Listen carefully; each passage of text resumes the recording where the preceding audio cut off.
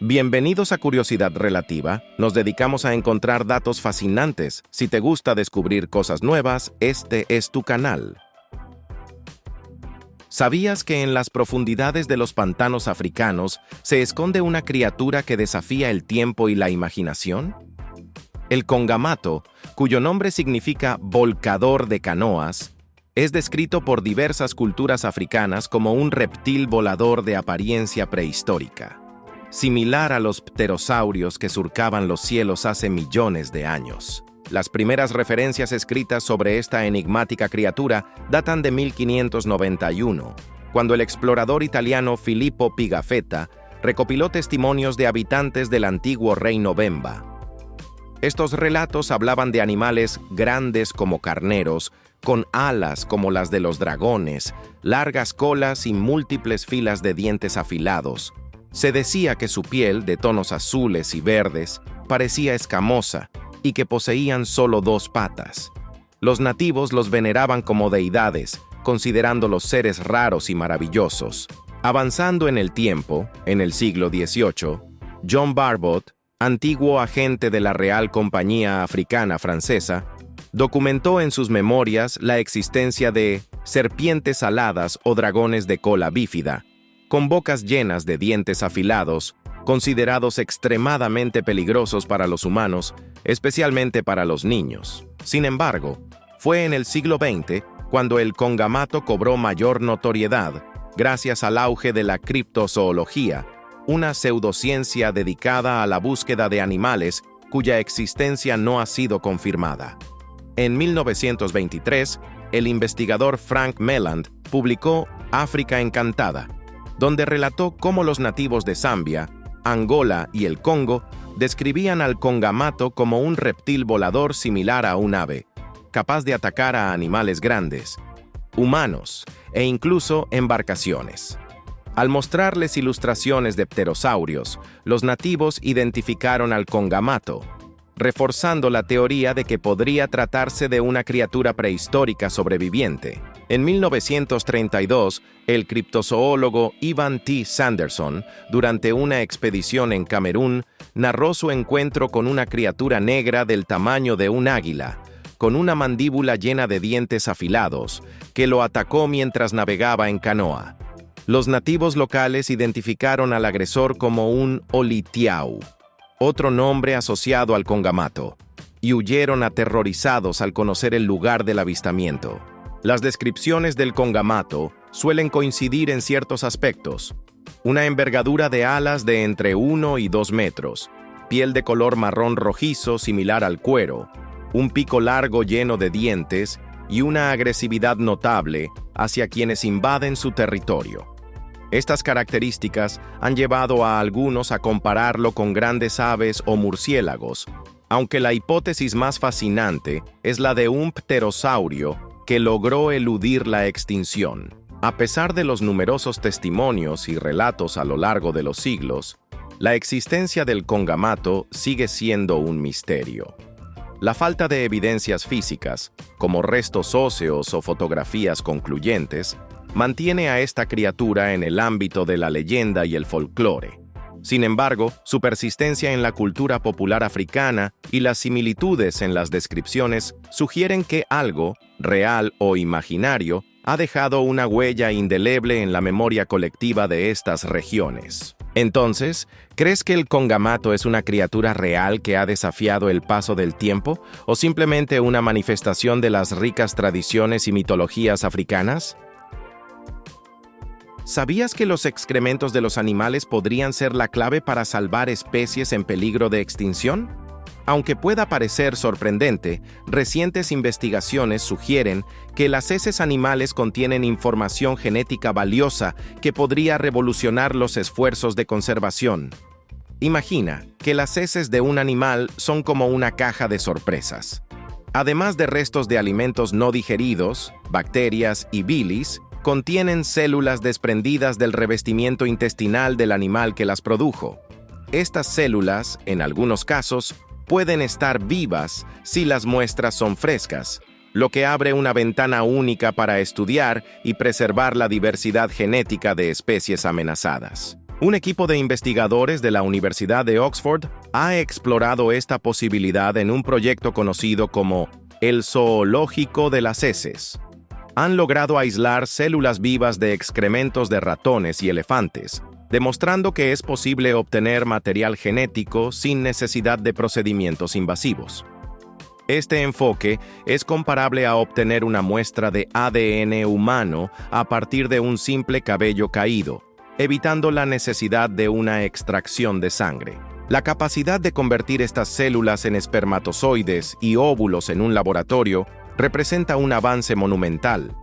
Es como si pudiéramos tomar una semilla de una fruta caída y cultivarla en condiciones controladas hasta obtener un árbol completo. Esto permitiría la reproducción asistida de especies sin tener que capturar o estresar a los animales en su hábitat natural. Además, este método ofrece la ventaja de acceder a una mayor diversidad genética. Al recolectar muestras fecales de diferentes individuos en la naturaleza, los científicos pueden mapear variaciones genéticas y diseñar estrategias de apareamiento más efectivas. Es similar a cómo los genealogistas rastrean árboles familiares para evitar la consanguinidad y promover líneas genéticas saludables. Este enfoque no es exclusivo de Oxford. En Laos, por ejemplo, científicos analizan el ADN de excrementos de elefantes para monitorear y proteger a las últimas poblaciones de estos majestuosos animales.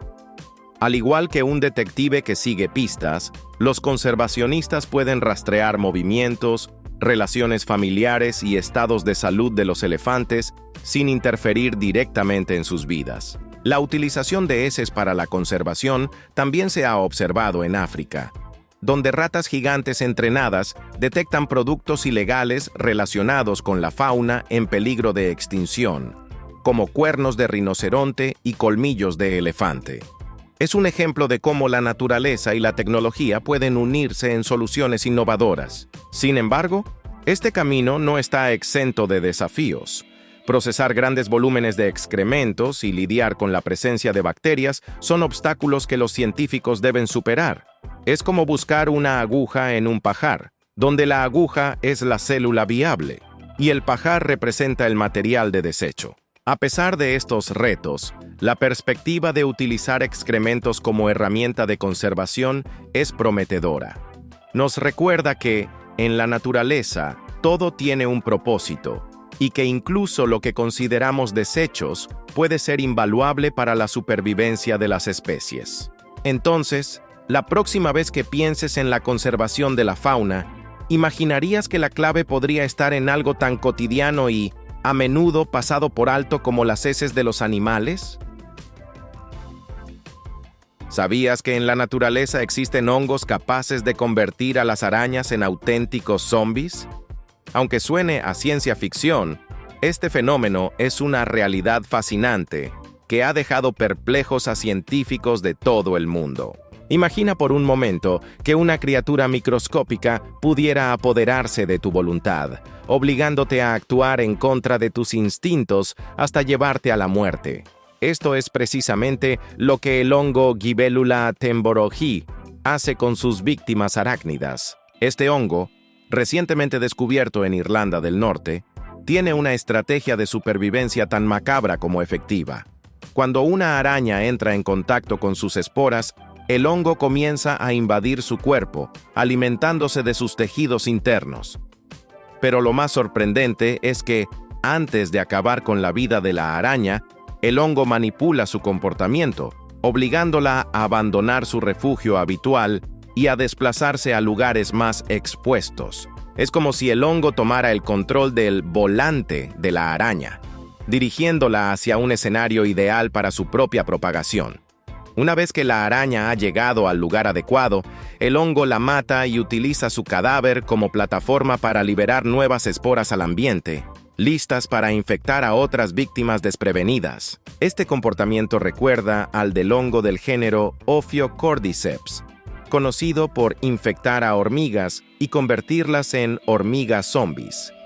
En ambos casos, el parásito manipula a su huésped para favorecer su ciclo de vida, asegurando la dispersión de sus esporas en condiciones óptimas. El descubrimiento de Gibelula Attenborough no solo amplía nuestro conocimiento sobre las complejas interacciones entre parásitos y huéspedes, sino que también plantea preguntas intrigantes sobre cómo estos hongos han evolucionado para desarrollar tales habilidades de control mental. Además, abre la puerta a posibles aplicaciones en campos como la protección de cultivos o incluso en la medicina, aunque aún se requieren más estudios para entender completamente su potencial. La naturaleza nunca deja de sorprendernos con sus estrategias de supervivencia y adaptación. Si un hongo es capaz de convertir a una araña en un zombi para asegurar su propia existencia, ¿qué otros secretos asombrosos nos esperan en el mundo microscópico? ¿Sabías que Japón está transformando sus mares en fábricas flotantes de energía limpia? En un giro sorprendente, el país del sol naciente ha pasado de construir buques balleneros a desarrollar innovadores yates que producen hidrógeno verde directamente en el océano. Imagina un barco que, en lugar de perseguir ballenas, navega con el viento y genera su propio combustible limpio. Este es el caso del Winds Maru, una creación de la empresa japonesa Mitsui O.S.K. Lines, MOL. Este yate no es solo una embarcación, es una central eléctrica flotante que utiliza la energía eólica para producir hidrógeno verde a partir del agua de mar. Para entender la magnitud de este avance, pensemos en cómo funcionan los molinos de viento en tierra firme. Estos molinos capturan la energía del viento para generar electricidad. De manera similar, el Winds Maru aprovecha el viento en alta mar mediante turbinas submarinas que generan electricidad. Esta energía se utiliza luego para separar el hidrógeno del oxígeno presente en el agua de mar, un proceso conocido como electrólisis. El resultado es hidrógeno verde, una fuente de energía limpia y sostenible. Este enfoque innovador aborda uno de los mayores desafíos en la producción de hidrógeno verde, la logística. Al generar hidrógeno directamente en el mar, se eliminan las complicaciones asociadas con la producción terrestre, como la necesidad de vastas extensiones de tierra y el impacto ambiental en áreas pobladas. Además, el hidrógeno producido se convierte en metilciclohexano, MCH, un portador orgánico líquido que facilita su transporte seguro y eficiente a lugares como Tokio, donde se utiliza en diversas aplicaciones energéticas. Este proyecto forma parte de una iniciativa más amplia conocida como Wind Hunter, que busca establecer una cadena de suministro de hidrógeno verde. MOL no se detiene aquí. Ya están planificando la construcción de buques de mayor tamaño con el objetivo de tenerlos operativos para 2030. La apuesta de Japón por el hidrógeno verde no es casualidad. El país se ha fijado la ambiciosa meta de ser carbono neutral para 2050 y ve en el hidrógeno una pieza clave para lograrlo. La visión es transformar a Japón en una sociedad del hidrógeno, donde este elemento sea una fuente de energía común en diversos sectores, desde el transporte hasta la generación eléctrica. Este cambio de enfoque, de la caza de ballenas a la producción de energía limpia, refleja una evolución en las prioridades de Japón, alineándose con las tendencias globales hacia la sostenibilidad y la protección del medio ambiente. Entonces, la próxima vez que pienses en Japón y sus mares, ¿imaginarías que están liderando una revolución energética flotante que podría cambiar la forma en que el mundo produce y consume energía? ¿Sabías que un reciente descubrimiento en Atapuerca está reescribiendo la historia de la humanidad en Europa? En el yacimiento de la Cima del Elefante, los arqueólogos han desenterrado un fragmento facial humano que data de entre 1,1 y 1,4 millones de años, lo que lo convierte en el rostro más antiguo jamás encontrado en Europa occidental. Este hallazgo sugiere que nuestros ancestros llegaron a esta parte del continente mucho antes de lo que se pensaba, desafiando las teorías existentes sobre la evolución humana. Imagina que estás armando un rompecabezas gigante de la historia humana, y de repente encuentras una pieza que no encaja en ninguna de las secciones conocidas. Este fósil, apodado Pink, en honor a Rosa Huguet, la líder del equipo que lo descubrió, representa precisamente esa pieza inesperada. Hasta ahora, se creía que el Homo antecesor, cuyos restos datan de hace aproximadamente 900.000 años, era la primera especie humana en habitar Europa occidental. Sin embargo, Pink es varios cientos de miles de años más antiguo y presenta características que no encajan completamente con las de Homo antecesor ni con otras especies conocidas. Analizando la estructura ósea de Pink, los científicos han observado similitudes con el Homo erectus, una especie que surgió en África hace unos 2 millones de años y se expandió por Asia y Europa Oriental. No obstante, las diferencias son lo suficientemente significativas como para que los investigadores hayan optado por clasificar este fósil como Homo affinis erectus, es decir, un pariente cercano del Homo erectus, pero con características propias que podrían indicar una nueva especie. Este descubrimiento es comparable a encontrar un capítulo perdido en un libro que creías haber leído por completo. Nos obliga a reconsiderar la narrativa de la colonización humana en Europa y plantea nuevas preguntas sobre cómo y cuándo llegaron nuestros ancestros al continente.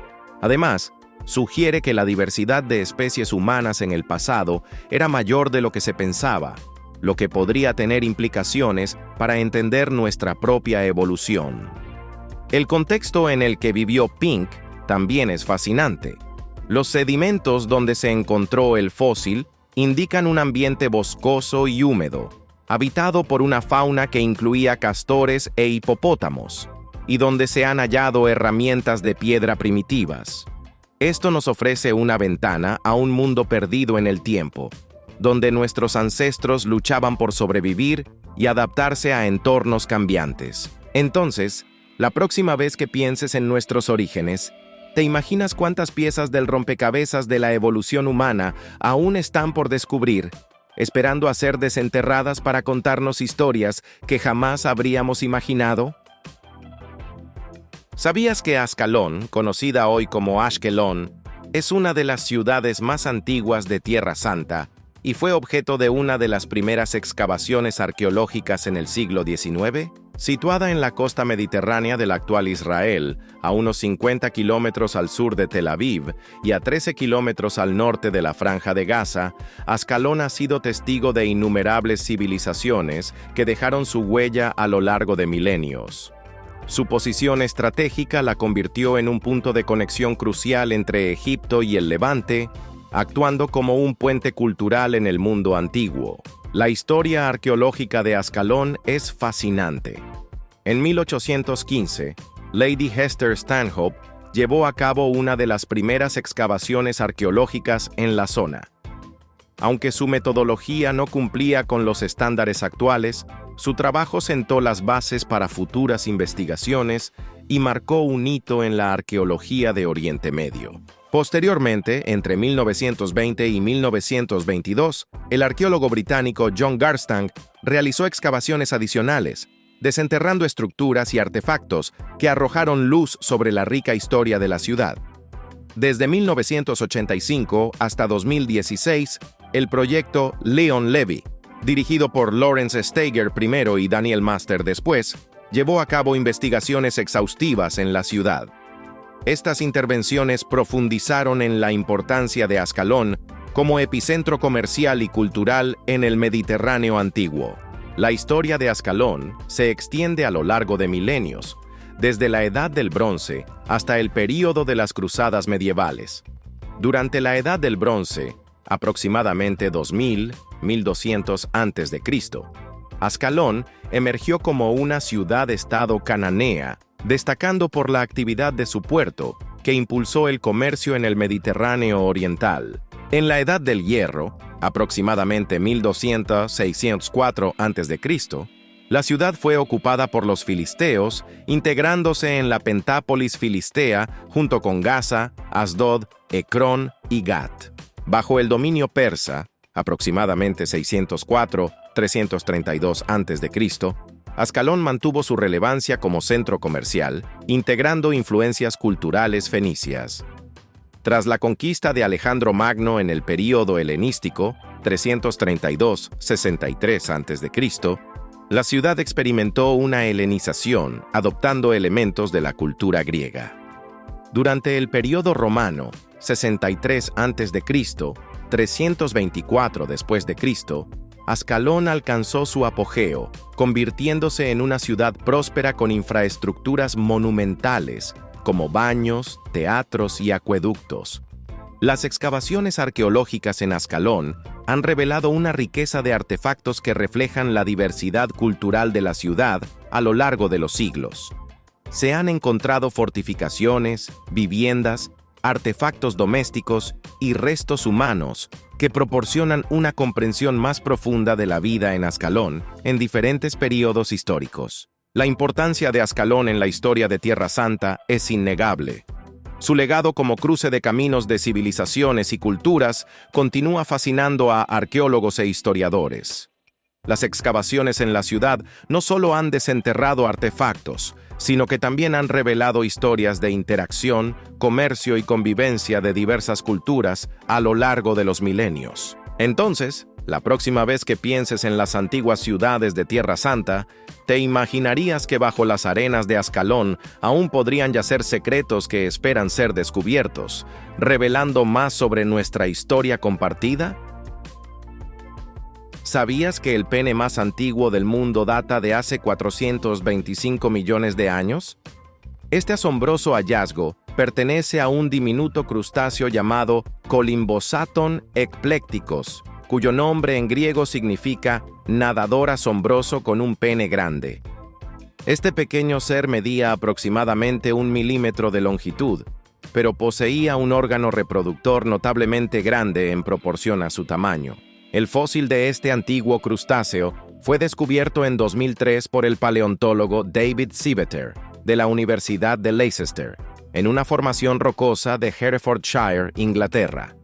La excepcional conservación del fósil permitió a los científicos estudiar detalladamente su anatomía, revelando la presencia de un pene bien desarrollado.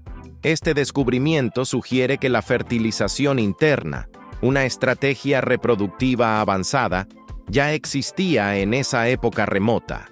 Para poner en perspectiva la magnitud de este hallazgo, consideremos que el Colymbosaton ekplecticos tenía un tamaño similar al de una semilla de amapola.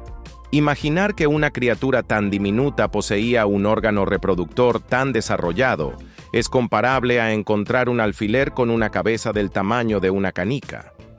Esta desproporción resalta la diversidad y complejidad de las adaptaciones evolutivas en el reino animal. La presencia de un pene en una especie tan antigua indica que la fertilización interna ofrecía ventajas significativas, como una mayor protección para los embriones y un control más eficiente sobre la reproducción.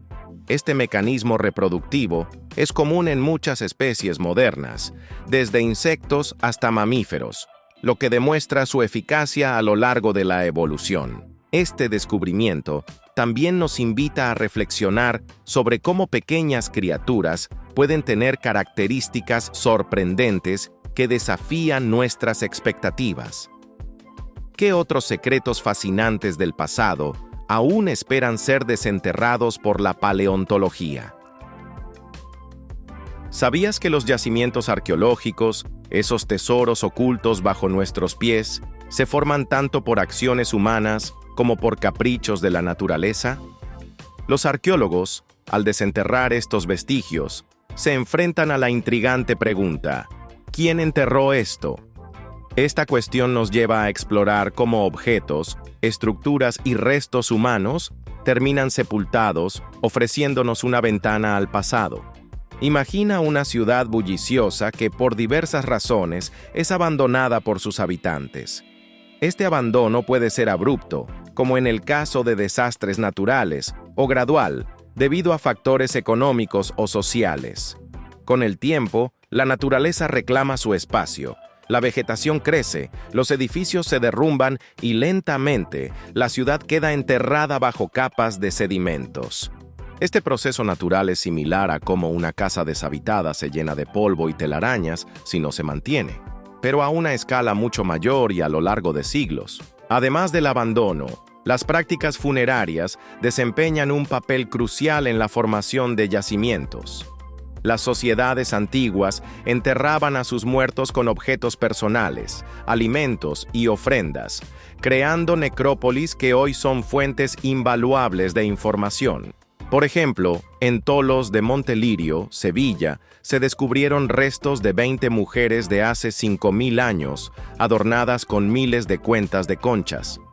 Este hallazgo plantea preguntas sobre si se trataba de un sacrificio ritual o un homenaje, ofreciendo pistas sobre las creencias y estructuras sociales de la época. Los factores naturales también contribuyen a la formación de yacimientos. Eventos como inundaciones, erupciones volcánicas o deslizamientos de tierra pueden sepultar asentamientos enteros en cuestión de horas. Un ejemplo emblemático es el de Pompeya y Herculano, ciudades romanas que quedaron sepultadas bajo cenizas tras la erupción del Vesubio en el año 79 después de Cristo. Este evento catastrófico preservó edificios, artefactos e incluso a sus habitantes en el momento exacto del desastre, proporcionando una cápsula del tiempo para los arqueólogos. La acción humana, intencional o no, también juega un papel en la creación de yacimientos. La construcción de nuevas edificaciones sobre asentamientos antiguos, la reutilización de materiales y la agricultura pueden enterrar o destruir evidencias del pasado. Sin embargo, estas mismas actividades pueden proteger y conservar restos arqueológicos al sellarlos bajo nuevas capas de ocupación. Es como si cada generación escribiera su propia historia sobre las páginas de las anteriores, creando un palimpsesto que los arqueólogos deben descifrar. La interpretación de estos yacimientos requiere una meticulosa labor de análisis. Los arqueólogos estudian la estratigrafía, es decir, las diferentes capas de sedimentación, para entender la cronología de los eventos. Cada capa es como un capítulo de un libro, narrando una parte de la historia del lugar. Además, el análisis de artefactos, restos humanos y estructuras permite reconstruir aspectos de la vida cotidiana, creencias y organización social de las comunidades antiguas. En resumen, los yacimientos arqueológicos son el resultado de una compleja interacción entre la actividad humana y los procesos naturales. Cada sitio descubierto es una pieza del rompecabezas de nuestra historia colectiva, esperando ser ensamblada para revelar quiénes fuimos y cómo vivimos. Entonces, la próxima vez que pases por una antigua ruina o un sitio de excavación, ¿te detendrás a pensar en las innumerables historias enterradas bajo tus pies, esperando ser contadas? ¿Sabías que la Noche de San Juan, celebrada cada 23 de junio, es una festividad que combina tradiciones paganas y cristianas, simbolizando el poder del solsticio de verano y la protección contra malos espíritus? Esta celebración tiene sus raíces en antiguas festividades europeas que marcaban el solsticio de verano, la noche más corta del año en el hemisferio norte. En estas culturas, el fuego jugaba un papel central, ya que se encendían hogueras para dar más fuerza al sol, que a partir de ese momento comenzaba a perder intensidad, haciendo que los días se acortaran progresivamente hasta el solsticio de invierno. Con la llegada del cristianismo, muchas de estas tradiciones paganas fueron adaptadas a las festividades cristianas. Así, la Noche de San Juan pasó a celebrarse en honor a San Juan Bautista, cuyo nacimiento, según la tradición cristiana, ocurrió 6 meses antes que el de Jesús, es decir, el 24 de junio. Esta adaptación permitió que las antiguas costumbres perduraran bajo una nueva perspectiva religiosa. Una de las tradiciones más emblemáticas de esta noche es la de saltar sobre las hogueras. Se cree que esta práctica purifica a quienes la realizan y les trae buena suerte. Es similar a la idea de quemar lo viejo para dar paso a lo nuevo, una metáfora que encontramos en diversas culturas alrededor del mundo. Además del fuego, el agua también tiene un significado especial en esta festividad. En algunas regiones, es costumbre bañarse en el mar o en ríos durante la medianoche, ya que se considera que el agua adquiere propiedades curativas y purificadoras en esta noche mágica. Esta tradición es comparable a los rituales de purificación presentes en otras culturas, donde el agua simboliza la renovación y la limpieza espiritual. Las plantas y las flores también ocupan un lugar destacado en la noche de San Juan. Se cree que ciertas hierbas recolectadas durante esta noche, como el hipérico o la verbena, poseen propiedades medicinales y protectoras especiales. Esta creencia se asemeja a la de otras culturas que atribuyen poderes especiales a las plantas recolectadas en momentos específicos del año. En diferentes partes de España y otros países europeos, la Noche de San Juan se celebra con particularidades propias. Por ejemplo, en Alicante, las hogueras de San Juan son una festividad de interés turístico internacional, donde se queman monumentos de cartón piedra en una celebración que combina arte, fuego y música. Esta tradición es similar a las fallas de Valencia, donde también se queman figuras artísticas en honor a San José. En Galicia, la noche se llena de magia y superstición. Es común saltar las hogueras y preparar queimada, una bebida alcohólica que se quema mientras se recita un conjuro para ahuyentar a los malos espíritus. Esta práctica recuerda a los rituales celtas de purificación y protección. La Noche de San Juan es, en esencia, una celebración de la vida, la luz y la renovación. Es un momento en el que las comunidades se reúnen alrededor del fuego, compartiendo tradiciones que han perdurado a lo largo de los siglos. Estas costumbres nos conectan con nuestros antepasados y nos recuerdan la importancia de celebrar los ciclos naturales de la vida. Entonces, la próxima vez que contemples una hoguera en la noche de San Juan, te detendrás a pensar en las antiguas tradiciones y significados que este fuego representa y cómo, a través de los siglos, hemos mantenido viva la llama de estas celebraciones. ¿Sabías que por primera vez en la historia, científicos han logrado crear embriones de canguro mediante fecundación in vitro, FIV, abriendo una puerta esperanzadora para la conservación de marsupiales en peligro de extinción? Este hito científico, liderado por investigadores de la Universidad de Queensland, representa un avance significativo en la biotecnología reproductiva aplicada a especies no tradicionales. La técnica de FIV, comúnmente utilizada en humanos y otros mamíferos, había sido un desafío en marsupiales debido a sus particulares ciclos reproductivos y características biológicas únicas. Para contextualizar, la fecundación in vitro consiste en la unión de un óvulo y un espermatozoide en un ambiente controlado fuera del cuerpo, permitiendo la formación de un embrión que luego puede ser implantado en una hembra para su gestación. En humanos, esta técnica ha permitido a millones de parejas superar problemas de fertilidad. Aplicar este método a los canguros es comparable a adaptar una receta culinaria a ingredientes exóticos y desconocidos. Aunque los principios básicos son los mismos, las particularidades de cada especie requieren ajustes y adaptaciones precisas. Australia alberga una diversidad única de marsupiales, pero lamentablemente también posee la tasa de extinción de mamíferos más alta del mundo. Especies emblemáticas como los koalas, los demonios de Tasmania y los wombats de nariz peluda del norte enfrentan amenazas constantes debido a la pérdida de hábitat, enfermedades y cambios climáticos. La posibilidad de utilizar la FIV en estas especies ofrece una herramienta poderosa para su conservación. Es importante destacar que, aunque este logro es prometedor, la aplicación práctica en programas de conservación aún enfrenta desafíos. La gestación y el desarrollo de marsupiales difieren notablemente de los placentarios. Por ejemplo, los canguros dan a luz a crías extremadamente inmaduras que continúan su desarrollo en la bolsa materna. Esto implica que, además de la creación de embriones viables, es necesario comprender y replicar las condiciones óptimas para su desarrollo posterior. Este avance se enmarca en un esfuerzo global por preservar la biodiversidad mediante técnicas innovadoras. La FIV en canguros podría compararse con la clonación exitosa de especies en peligro, como el caso de la cabra montés bucardo en España, donde científicos lograron clonar un ejemplar extinto, aunque la cría sobrevivió solo unos minutos. Estos esfuerzos reflejan la complejidad y los retos de intervenir en procesos naturales para la conservación. La comunidad científica se muestra cautelosamente optimista.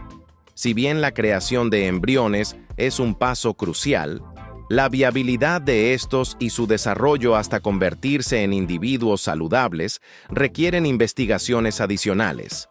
La colaboración interdisciplinaria y el apoyo a largo plazo serán esenciales para transformar este logro en una estrategia efectiva de conservación. En conclusión, la producción de embriones de canguro mediante fecundación in vitro es un avance notable que podría redefinir las estrategias de conservación de marsupiales y otras especies en riesgo. Este logro nos invita a reflexionar sobre el papel de la ciencia y la tecnología en la preservación de la biodiversidad y plantea una pregunta intrigante. ¿Hasta dónde estamos dispuestos a llegar para salvar a las especies que comparten nuestro planeta? ¿Sabías que el sapo concho puertorriqueño, una especie endémica de Puerto Rico, se encuentra en peligro de extinción debido a la pérdida de hábitat y otras amenazas? Este anfibio, conocido científicamente como Peltophrine lemur, es el único sapo nativo de Puerto Rico y solía habitar en diversas regiones de la isla, incluyendo áreas cársicas del norte y del sur. Sin embargo, en las últimas décadas, su presencia se ha reducido drásticamente, limitándose a unas pocas poblaciones aisladas. Una de las principales amenazas que enfrenta el sapo concho es la pérdida de su hábitat natural, debido a la erosión costera y el aumento del nivel del mar. Se estima que en unos 50 años podría perder su hábitat actual si no se toman medidas de conservación efectivas. Además, la introducción de especies invasoras, como el sapo marino, Rhinella marina, ha competido con el sapo concho por recursos y hábitat, exacerbando su situación. Recientemente, el sapo concho ha ganado atención internacional gracias al artista puertorriqueño Bad Bunny, quien lo ha destacado en su nuevo proyecto musical para crear conciencia sobre la importancia de su conservación. Este tipo de iniciativas artísticas pueden compararse con campañas de conservación de otras especies en peligro, como el ajolote mexicano, que también ha sido objeto de esfuerzos de preservación debido a su estado crítico. La situación del sapo concho nos lleva a reflexionar sobre la fragilidad de los ecosistemas insulares y la importancia de proteger nuestras especies endémicas. Si no actuamos ahora, podríamos perder para siempre a este singular anfibio que forma parte del patrimonio natural de Puerto Rico. Entonces, la próxima vez que escuches una canción de Bad Bunny, te detendrás a pensar en el sapo concho y en cómo cada uno de nosotros puede contribuir a su conservación. ¿Sabías que algunos inventores han encontrado la muerte a manos de sus propias creaciones en una trágica ironía del destino? A lo largo de la historia, la pasión por la innovación ha llevado a ciertos visionarios a arriesgarlo todo, incluso su vida, en pos de materializar sus ideas. Uno de los casos más emblemáticos es el de Franz Reichelt, un sastre austríaco residente en París a principios del siglo XX. Apasionado por la aviación, Reichelt ideó un traje paracaídas que permitiría a los pilotos salvarse en caso de emergencia. El 4 de febrero de 1912, decidido a demostrar la eficacia de su invento, ascendió a la primera plataforma de la Torre Eiffel y se lanzó al vacío. Lamentablemente, el paracaídas no funcionó como esperaba, y Reichelt perdió la vida en el intento. Otro ejemplo es el de Henry Smolinski, un ingeniero estadounidense que en la década de 1970 buscaba fusionar la funcionalidad de un automóvil con la capacidad de volar. Su proyecto, el Ave Mizar, consistía en acoplar las alas y la cola de una avioneta Cessna a un coche Ford Pinto. Durante un vuelo de prueba en 1973, la estructura presentó fallos y se estrelló, causando la muerte de Smolinski y su copiloto. La historia también nos presenta a William Bullock, un inventor estadounidense que revolucionó la industria de la impresión con su prensa rotativa en 1863. Este dispositivo permitía imprimir a gran velocidad y con mayor eficiencia. Sin embargo, en 1867, mientras realizaba ajustes en una de sus máquinas, Bullock sufrió un accidente que le provocó una infección mortal. Robert Cocking, un acuarelista británico del siglo XIX, es recordado no por sus obras de arte, sino por ser la primera víctima mortal de un accidente de paracaidismo. Fascinado por la idea de descender suavemente desde las alturas, diseñó un paracaídas basado en una sombrilla invertida. En 1837, a la edad de 61 años, se lanzó desde un globo aerostático para probar su invento. Desafortunadamente, el paracaídas se desintegró en el aire, y Cocking falleció en la caída. Estos relatos nos recuerdan que la innovación y el progreso a menudo conllevan riesgos significativos. La valentía y determinación de estos inventores impulsaron avances tecnológicos que hoy damos por sentados, pero sus historias también sirven como advertencias sobre los peligros de experimentar sin las precauciones adecuadas. Entonces, la próxima vez que utilices una tecnología cotidiana, ¿te detendrás a pensar en las vidas que pudieron haberse perdido en el camino hacia su desarrollo? ¿Sabías que las luces eléctricas que adornan nuestros árboles de Navidad fueron inventadas por un amigo cercano de Thomas Edison? Su nombre era Edward Hibbert Johnson, y su contribución iluminó literalmente las festividades navideñas. En 1882, mientras se desempeñaba como vicepresidente de la Edison Electric Light Company, Johnson ideó una forma de embellecer su hogar durante la temporada navideña. Decidió iluminar su árbol de Navidad con 80 bombillas eléctricas de colores rojo, blanco y azul, cada una del tamaño de una nuez. Este árbol iluminado fue exhibido en su residencia de Nueva York, marcando el primer uso conocido de luces eléctricas en un árbol de Navidad. Antes de esta innovación, la tradición era iluminar los árboles con velas, una práctica que, aunque festiva, era peligrosa y requería constante vigilancia. La introducción de luces eléctricas ofreció una alternativa más segura y conveniente, transformando la apariencia de las celebraciones y reduciendo el riesgo de incendios domésticos. La repercusión de la invención de Johnson fue inmediata. En 1895, el presidente de Estados Unidos, Grover Cleveland, patrocinó el primer árbol de Navidad iluminado eléctricamente en la Casa Blanca, utilizando más de 100 luces multicolores. Posteriormente, la Edison General Electric Company comenzó a producir comercialmente cadenas de luces para árboles de Navidad, facilitando su adopción en hogares de todo el país. La contribución de Johnson puede compararse con la de otros inventores que, al asociarse con figuras prominentes, lograron que sus innovaciones alcanzaran una amplia difusión.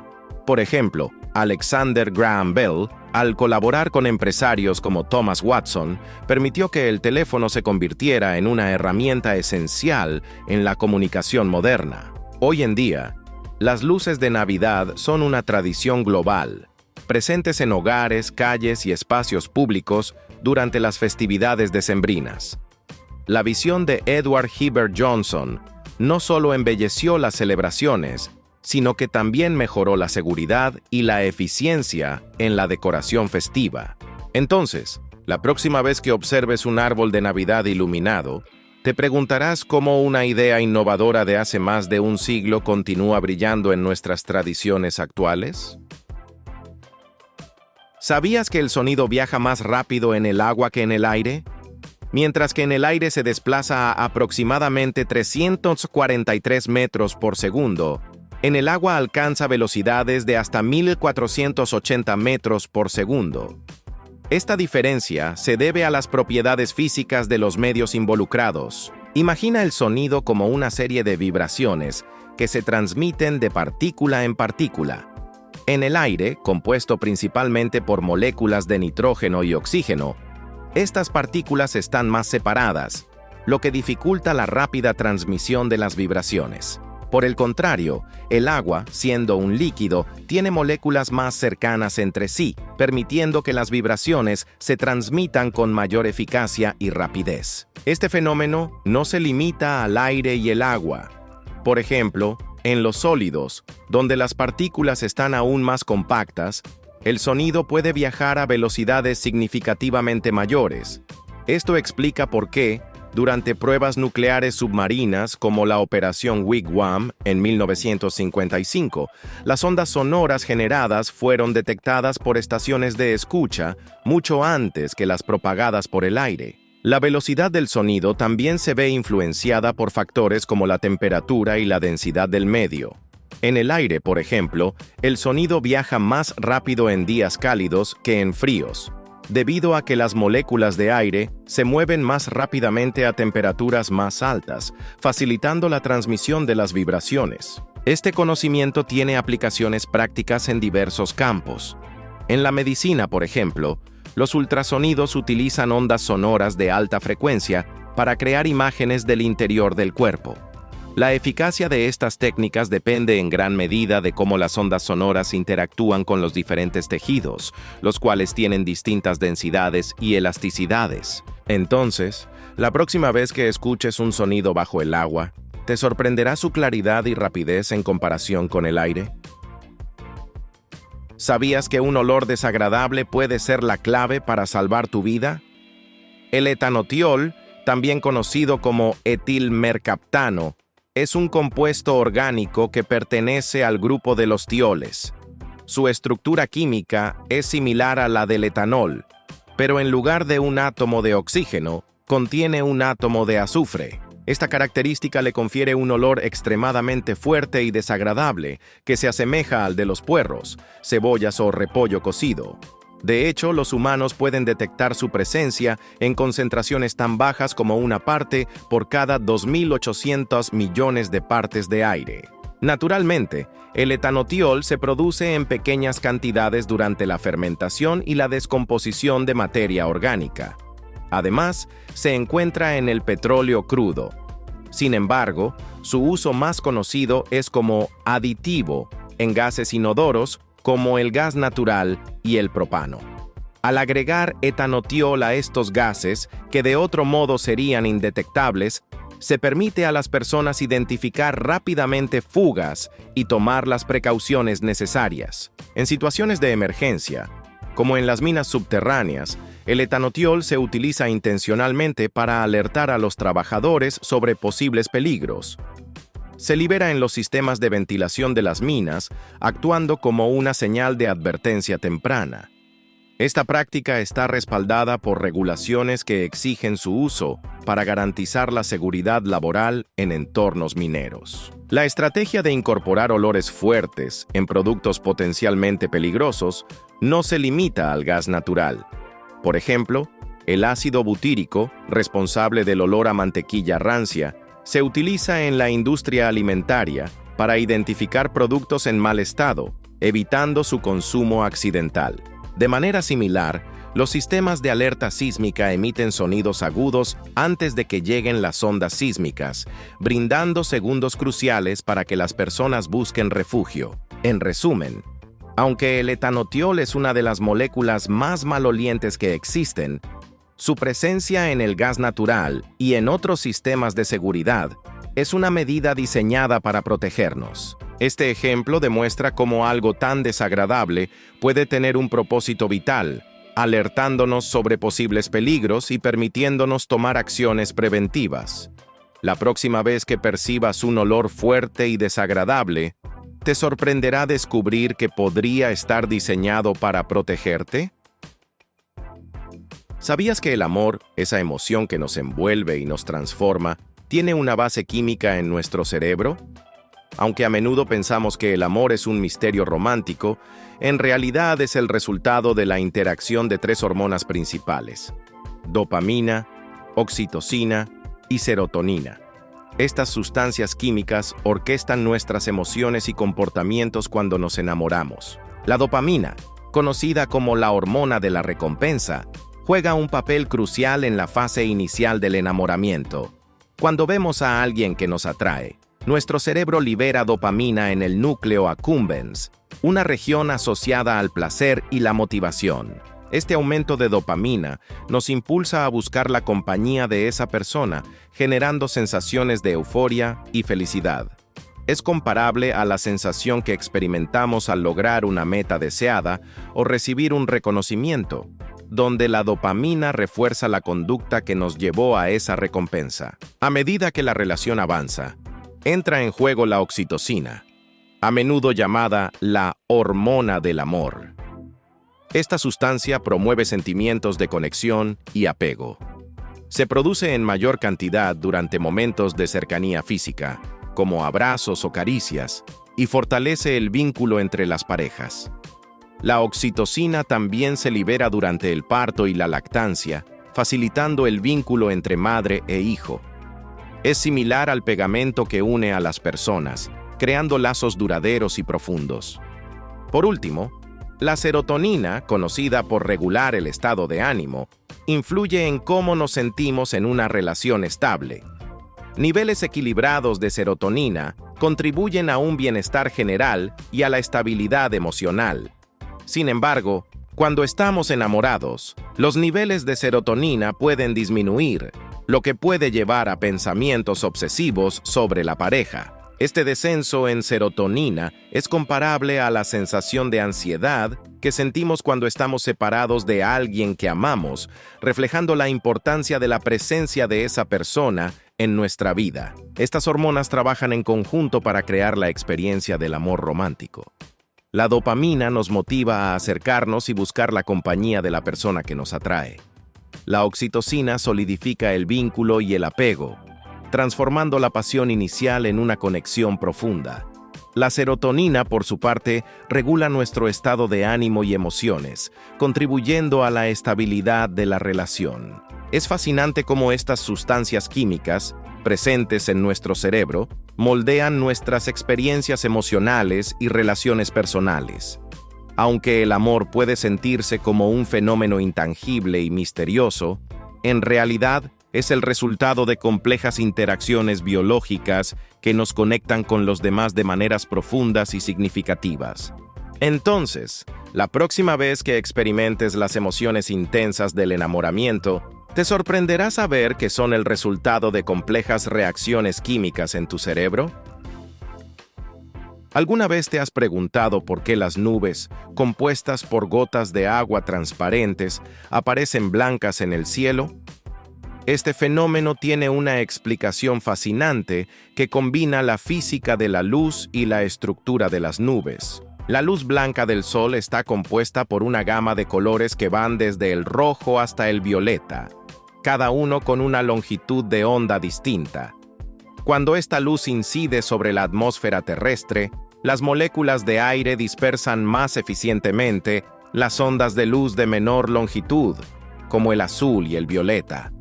Este proceso, conocido como dispersión Rayleigh, es el responsable del color azul del cielo. Sin embargo, las nubes presentan una estructura diferente. Están formadas por diminutas gotas de agua o pequeños cristales de hielo que, aunque transparentes, son mucho más grandes que las moléculas de aire. Debido a su tamaño, estas gotas dispersan la luz de manera más uniforme, afectando a todas las longitudes de onda por igual. Como resultado, la luz que emerge de las nubes mantiene una mezcla equilibrada de colores, lo que percibimos como blanco. Este fenómeno es comparable a cómo una superficie rugosa refleja la luz de manera difusa, dispersando los colores y produciendo una apariencia blanca o grisácea. De manera similar, las gotas de agua en las nubes dispersan la luz solar en todas direcciones, combinando los colores del espectro y creando la blancura característica que observamos. Además, la densidad y el grosor de las nubes pueden influir en su color. Las nubes más delgadas y dispersas pueden mostrar tonos más suaves, mientras que las más densas y gruesas pueden aparecer más blancas y brillantes. Este efecto es similar a cómo una capa fina de pintura translúcida permite que se vea el color de fondo, mientras que una capa gruesa cubre completamente la superficie, intensificando el color. En resumen, Las nubes son blancas debido a la dispersión de la luz solar por parte de las gotas de agua que las componen. Estas gotas dispersan todas las longitudes de onda de manera uniforme, resultando en la mezcla de colores que percibimos como blanco.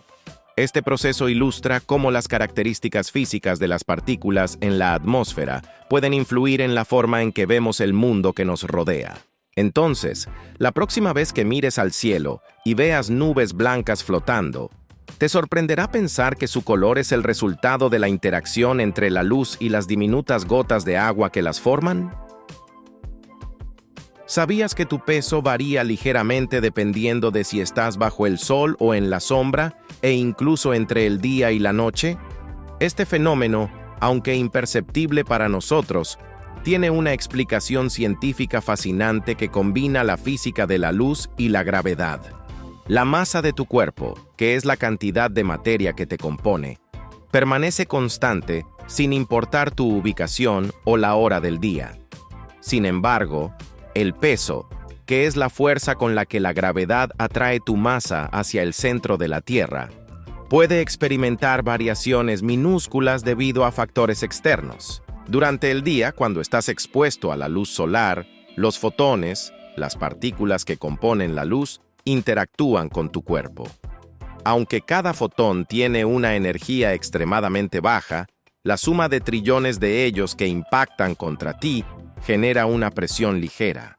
Esta presión adicional ejerce una fuerza sobre tu cuerpo, incrementando tu peso en una cantidad tan diminuta que ni la báscula más sensible podría detectarla. Este efecto es comparable al que experimentan los objetos iluminados en contraste con los que están en la oscuridad. Los objetos expuestos a la luz solar pesan ligeramente más debido a la transferencia de momento de los fotones que chocan contra ellos, mientras que en la sombra, donde la incidencia de fotones es menor, este efecto es casi inexistente. Además, la posición del sol en el cielo durante el día influye en la cantidad de fotones que llegan a tu ubicación. Al mediodía, cuando el sol está en su punto más alto, la densidad de fotones es mayor, y por ende, la presión ejercida sobre tu cuerpo es ligeramente superior, aumentando tu peso en una fracción mínima. Por la noche, al no haber luz solar, esta presión desaparece, y tu peso vuelve al valor que tiene en la oscuridad. Es importante destacar que estos cambios en el peso son tan pequeños que no tienen ninguna repercusión en nuestra vida diaria. La variación es tan sutil que ni siquiera una báscula de alta precisión podría registrarla. Este fenómeno es más una curiosidad científica que una preocupación práctica para nosotros. En resumen, la ligera variación en tu peso entre el día y la noche, o al estar bajo el sol o en la sombra, se debe a la presión ejercida por los fotones de la luz solar. Aunque este efecto es real y ha sido objeto de estudio, su impacto es tan minúsculo que no es perceptible en nuestra vida cotidiana. Es un recordatorio de cómo incluso las fuerzas más pequeñas pueden influir en nuestro entorno de maneras sorprendentes. Entonces, ¿te sorprendería saber que algo tan intangible como la luz solar puede afectar tu peso de una manera tan sutil? ¿Sabías que, aunque nunca hemos viajado al centro de la Tierra, los científicos han logrado desentrañar los secretos de su núcleo? A través de métodos indirectos, como el estudio de ondas sísmicas y la observación de erupciones volcánicas, hemos construido una imagen detallada de esta misteriosa región subterránea. La Tierra se compone de varias capas: la corteza, el manto y el núcleo. La corteza es la capa más externa y delgada donde vivimos. El manto es una capa viscosa de roca que se extiende hasta unos 2.900 kilómetros de profundidad. Y en el centro se encuentra el núcleo, dividido en dos partes: el núcleo externo, líquido, y el núcleo interno, sólido. El núcleo externo es una capa de metal líquido en constante movimiento que genera el campo magnético terrestre. Por debajo de él, el núcleo interno es sólido y se cree que está compuesto principalmente de hierro y níquel. Aunque la composición y estructura del núcleo interno han sido objeto de estudio, Recientes descubrimientos han revelado que no es completamente sólido como se pensaba anteriormente. Investigaciones han mostrado que el núcleo interno experimenta deformaciones y desplazamientos viscosos, sugiriendo una mayor complejidad en su estructura. La información sobre el núcleo terrestre proviene principalmente de la observación de cómo las ondas sísmicas, generadas por terremotos, se propagan a través de la Tierra. Estas ondas cambian de velocidad y dirección al atravesar diferentes materiales, permitiendo a los científicos inferir las propiedades de las capas internas. Sin embargo, debido a que no podemos acceder físicamente al núcleo, todo nuestro conocimiento se basa en estas observaciones indirectas. Este enfoque es similar al de un médico que, al no poder ver directamente el corazón de un paciente, utiliza un estetoscopio para escuchar los latidos y deducir su ritmo y fuerza. De manera análoga, los geofísicos escuchan las ondas sísmicas para diagnosticar la estructura y composición del interior de la Tierra. Además, la reciente identificación de grandes estructuras bajo el Océano Pacífico y el continente africano ha añadido una nueva capa de complejidad a nuestro entendimiento del núcleo. Estas formaciones, conocidas como grandes provincias de baja velocidad, son áreas donde las ondas sísmicas se ralentizan, indicando diferencias en la composición o temperatura del material. Este hallazgo sugiere que el núcleo podría ser menos denso de lo que se pensaba y que podría haber interacciones más dinámicas entre sus capas. En resumen, aunque no podemos perforar la Tierra hasta su núcleo, hemos desarrollado métodos ingeniosos para estudiar sus características.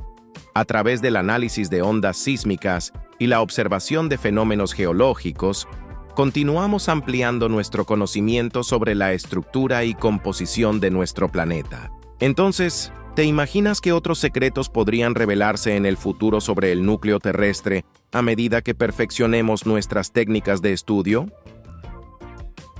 ¿Sabías que algunos experimentos científicos han requerido inversiones tan colosales que rivalizan con el presupuesto de países enteros? Estos proyectos, aunque costosos, han sido fundamentales para expandir los límites del conocimiento humano. Imagina que la ciencia es como construir una gigantesca pirámide de conocimiento. Cada experimento es un bloque que, al ser colocado, eleva nuestra comprensión del mundo. Sin embargo, algunos bloques son tan grandes y pesados que requieren recursos y esfuerzos monumentales para ser colocados en su lugar. La Estación Espacial Internacional (EA) es uno de esos bloques gigantes. Con un presupuesto de 150.000 millones de euros, la EA es el proyecto más costoso jamás realizado por la humanidad. Esta estructura orbital, que ha estado en funcionamiento desde el año 2000, sirve como un laboratorio de investigación en microgravedad. La colaboración de 15 países, incluyendo Estados Unidos y Rusia, fue esencial para su construcción y mantenimiento. La EEI ha permitido a los científicos estudiar los efectos de la microgravedad en diversos procesos físicos y biológicos, ampliando nuestra comprensión del universo y de nosotros mismos. Otro experimento de proporciones épicas es el programa Apolo de la NASA. Este proyecto, que llevó al hombre a la Luna en 1969, tuvo un costo estimado de $25.000 millones, equivalentes a más de $150.000 millones hoy en día. El programa Apolo no solo demostró la capacidad humana para explorar el espacio profundo, sino que también impulsó avances tecnológicos que han beneficiado a la sociedad en múltiples formas. El Gran Colisionador de Hadrones, LHC, es otro ejemplo de inversión científica masiva. Ubicado en la frontera entre Suiza y Francia, el LHC es el acelerador de partículas más grande y potente del mundo. Con un costo de construcción que supera los $10.000 millones, el LHC permite a los científicos estudiar las partículas subatómicas fundamentales que constituyen el universo. Uno de sus logros más destacados fue la confirmación de la existencia del bosón de Higgs, una partícula esencial en el modelo estándar de la física de partículas. La construcción del telescopio espacial Hubble también requirió una inversión significativa. Lanzado en 1990, el Hubble ha proporcionado imágenes detalladas del cosmos, permitiendo a los astrónomos estudiar galaxias lejanas, estrellas en formación y otros fenómenos celestiales.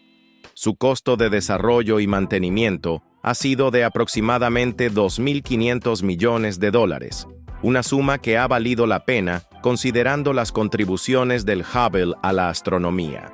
Por último, el proyecto Genoma Humano, que mapeó los aproximadamente 20.000-25.000 genes del ADN humano, tuvo un costo estimado de $3.000 millones. Iniciado en 1990 y completado en 2003, este proyecto ha sido fundamental para la medicina personalizada y ha abierto nuevas vías para el tratamiento de diversas enfermedades genéticas. Estos ejemplos ilustran cómo la ciencia, en su búsqueda por desentrañar los misterios del universo y de la vida, a menudo requiere inversiones financieras que pueden parecer desmesuradas. Sin embargo, los beneficios y avances que resultan de tales proyectos suelen justificar con creces los gastos incurridos. Al igual que un arquitecto necesita planos detallados y materiales de alta calidad para construir un edificio duradero, la ciencia necesita inversiones sustanciales para construir una base sólida de conocimiento que beneficie a la humanidad en su conjunto. Entonces, ¿te has preguntado alguna vez qué descubrimientos asombrosos podrían surgir de los experimentos que estamos financiando hoy? Gracias por ver el video de hoy. Esperamos que te haya gustado, si fue así. No olvides suscribirte y activar la campanita de notificaciones para que YouTube te avise cuando subamos nuevo video.